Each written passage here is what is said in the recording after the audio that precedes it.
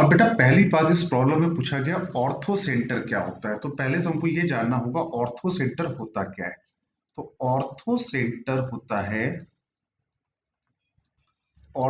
होता है point of intersection of altitudes of a triangle.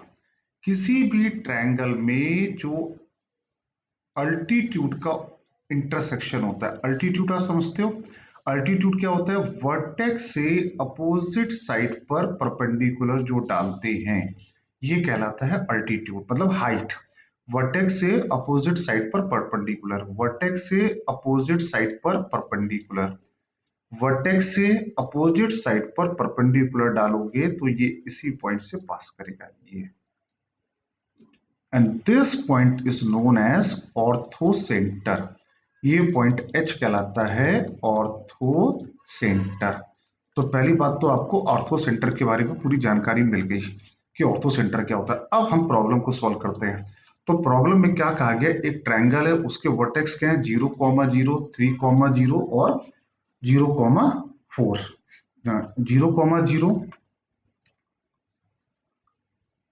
ठीक है। ठीक है, तो हमारे सवाल के हिसाब से बेटा यहाँ पर क्या क्या यहाँ पे पर क्या गिवन है, वर्टेक्स 0, 0, 3, 4 एंड 4, 0। एक बार इसको हम प्लॉट करते हैं 0, 0, 3, 4 एंड 4, 0। तो 0, 0 आपका हो गया ओरिजिन, ये हो गया ओरिजिन। अब अगला पॉइंट क्या गिवन है 4,0, 4,0 यहां बना लिया। तीसरा है 3,4, तो 3,4 यहां पे कहीं पे आ जाएगा। इसको मैं नाम देता हूं पॉइंट ए 3,4, राइट। अब अल्टीट्यूड की हम लोग क्या डेफिनेशन पढ़ के आए हैं, ऑर्थोसेंटर कैसे निकालते हैं।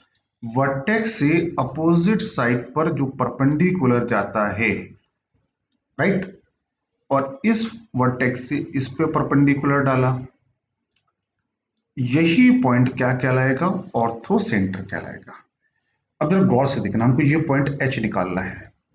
तो अगर एच को अगर आप गौर, आपको केवल डेफिनेशन यूज करनी है। क्या डेफिनेशन है, point of intersection of altitude, मतलब एडी और ओई का जो पॉइंट ऑफ इंटरसेक्शन है एच हमको निकालना है, ठीक है।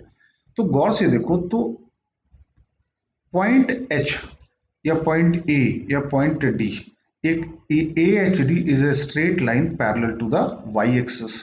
तो पॉइंट एच का एक्स कोऑर्डिनेट तो बेटा 3 रहेगा, क्योंकि देखो ना पॉइंट ए का एक्स कोऑर्डिनेट 3 है, पॉइंट एच का भी एक्स कोऑर्डिनेट 3 होगा और पॉइंट डी का भी एक्स कोऑर्डिनेट 3 ही होगा।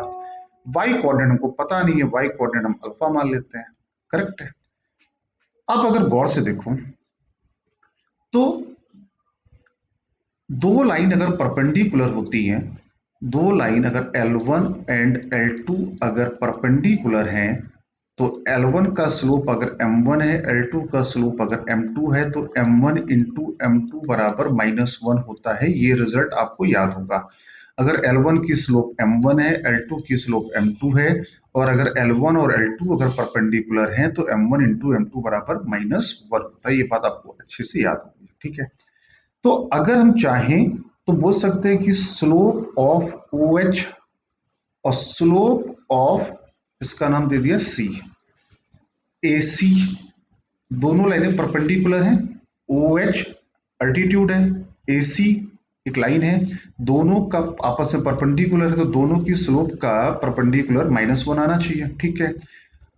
Can we find the slope of O H? Yes, हमको पॉइंट ओ पता है, पॉइंट एच पता। अगर हमको कोई भी दो पॉइंट पता है किसी भी लाइन के ऊपर, x1 y1 और x2 y2, तो इस लाइन की स्लोप कैसे निकालते हैं, y2 minus y1 upon x2 minus x1। किसी भी लाइन के ऊपर अगर हमको दो पॉइंट पता है तो उसकी स्लोप निकालने का तरीका होता है y2 minus y1 upon x2 minus x1। तो वैसे ही अगर हम OH की स्लोप निकालने जा रहे हैं, तो पॉइंट O पता है 0,0, पॉइंट H क्या है 3, अल्फा। तो can we find the slope of OH? Yes, alpha minus 0, 3 minus 0। Can we find the slope of A C. Point A पता है, पॉइंट सी पता है, तो ए सी की स्लोप क्या आ जाएगी, y2 minus Y one upon x2 minus x1 equal to -1। ये आ गया अल्फा अपॉन 3 और ये आ गया आपका -4 इक्वल टू -1। तो अल्फा बराबर आ गया 3/4। तो पॉइंट एच क्या हो गया, 3,3/4। Here we simply use the concept of orthocentre. That orthocentre की जो भी डेफिनेशन होती है हम लोगों ने उसको यूज किया है और ये आंसर आ गया।